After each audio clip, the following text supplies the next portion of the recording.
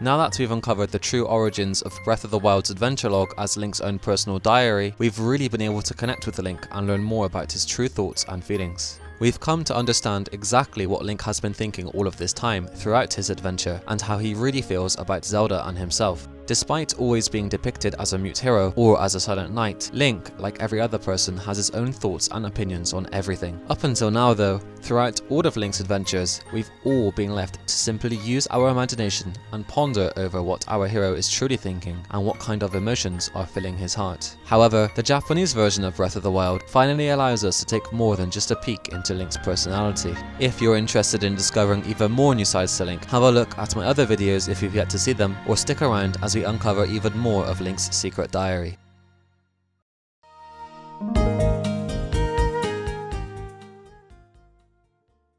Link always has a destiny to fulfill, whether it be to wake the Windfish as the messenger of awakening, to save Hyrule as the child of destiny, or to protect the Great Sea as the hero of winds. Link is the soul of the legendary hero, bound by fate to be reincarnated as a Hylian, whose role is never a small one. Even in Majora's Mask, for example, where Link has decided to embark on his own adventure for his own personal reasons, his fate is inevitably decided for him during his encounter with the Skull Kid, who transforms him into a Deku Scrub, thus forcing him back to a predetermined adventure with a destiny that he must fulfill in Termina.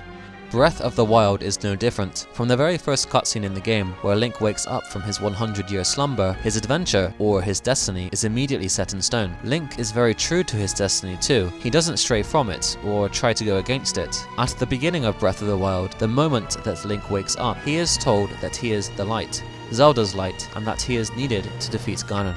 From this point onwards, Link's adventure in Breath of the Wild begins. Taking a step away from all of this destiny and fate stuff though, hypothetically, if Link were to live a normal life, what kind of life would he choose to live? Now that we've discovered that the adventure log in Japanese is actually Link's own completed personal diary, we can gain some insight into what kind of things he likes to do, and how he might like to live. Even the busiest of heroes need some downtime once in a while, so let's take a look at the kind of things that excite Link, what his hobbies are, and what he likes to do.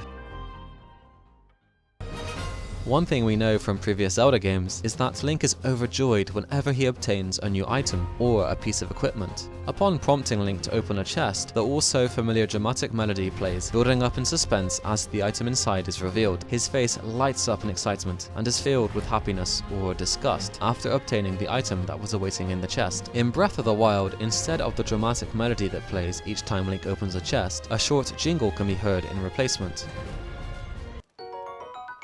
Perhaps the novelty of finding something new has worn off on him, as he doesn't show us the same overjoyed expressions as he did previously. Let's take a look at the adventure log to see how Link really feels. In English, the adventure log serves as a guide for the player to refer to for quest information. However, in the Japanese version of the game, the adventure log is actually Link's own personal diary. This means that all of the entries are entries that Link has written himself. Therefore, unlike the English version, they are all written in first person, from Link's perspective. Previously, we looked at the quest A Gift from the Monks, the quest Link receives after clearing the world's 120 shrines. Link receives his signature green garment, the reward that was prepared for the hero who travels the wilderness. Let's take a look at what Link writes in his diary immediately after he accepts the quest, but just before he opens the chests and finds out what's inside.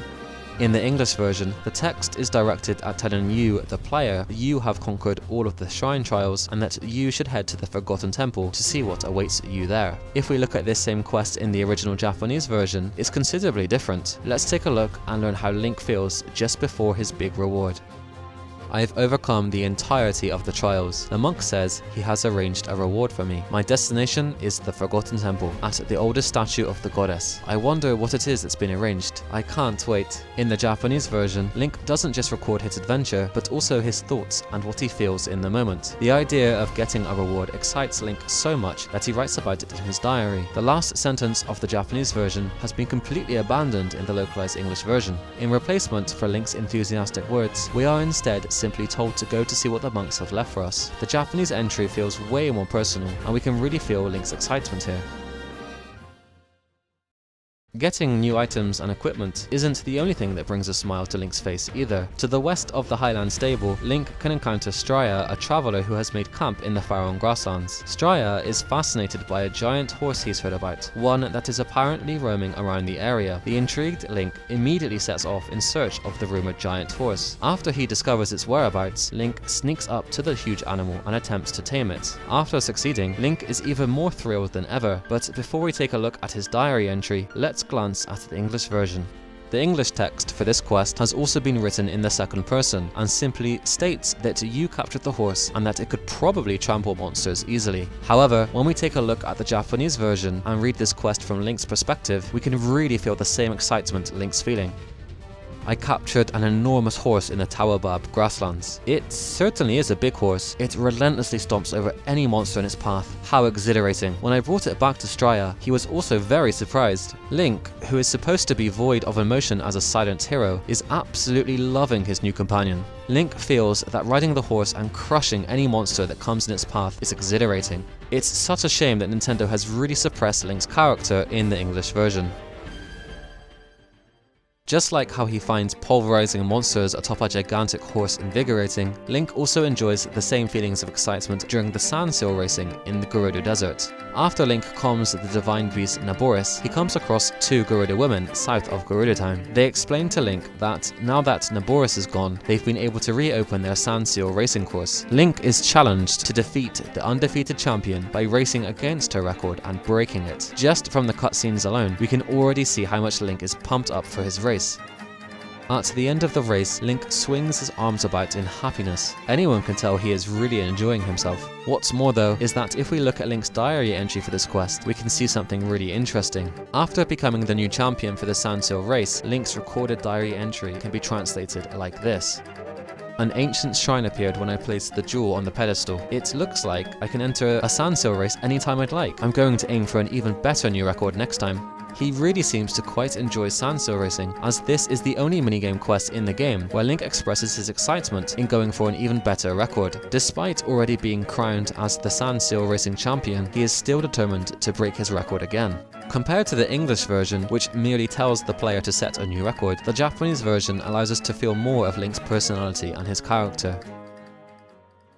Link in Breath of the Wild is quite the foodie. He even enjoys munching down on meals that are quite literally made of rock. Zelda also comments on Link's passion for food in her diary, describing him as quite the glutton. Whenever Link cooks up a dish in Breath of the Wild, he eagerly waits for the ingredients to finish cooking and jumps with joy when the recipe is a success. In the quest What's for Dinner, Link meets Kiana in Lurelin Village, who is too occupied with errands to collect ingredients for the family's favorite meal tonight. Understanding the importance of enjoying a good meal, Link gathers the ingredients for Kiana so that she can make the dish. After helping out Kiana by bringing her the necessary ingredients, Kiana shares her dish with Link. The difference between the Japanese and English version for this entry is very similar. The text in red reads as recipe in the English version. However, in Japanese, the red text can be translated as recipe notes or recipe memo. Let's take a look at the full Japanese translation. I acquired the goat butter and hearty blue shell snail and brought them to Kiana. She shared some paella with me as thanks. Recipe notes: goat butter, hearty blue shell snail, mighty porgy, rock salt, HYLIAN rice. Link was looking forward to the dish so much that he carefully jotted down the dish's recipe for future use. It turns out that the reason recipes like these appear in the adventure log is not to simply remind the player of the recipe, but rather Link has made the active decision to record the recipe for himself so that he can enjoy the same meal again during his future travels. In Hatano Village, Link meets Bolson, who is in the middle of destroying a vacant house with his crew. Excited about the concept of owning his own home, Link agrees to purchase the house for a whopping 50,000 rupees. Bolson gives Link a special deal, the house for 3,000 rupees and 30 bundles of wood. After Link acquires the rupees and materials, he rushes back to Bolson and purchases his new home.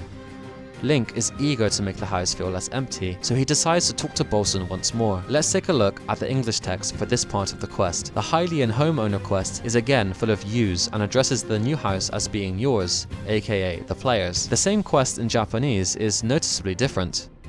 Bolson recommended some furniture for me to purchase. Not only that, but he's also going to construct some exterior structures for me too. Let's decorate the house with furniture, tidy up the exterior, and really make it into a stylish home.